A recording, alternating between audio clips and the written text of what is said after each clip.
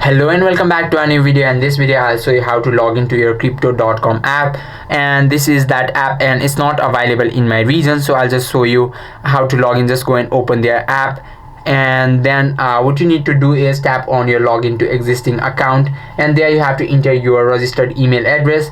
Then open the verification email sent to you and click on the login now button, and then complete the SMS verification, and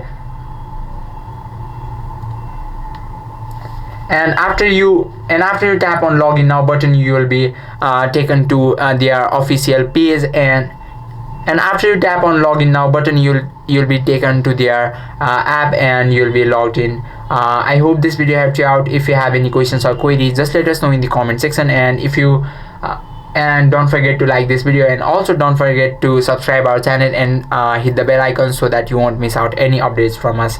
Thank you for watching.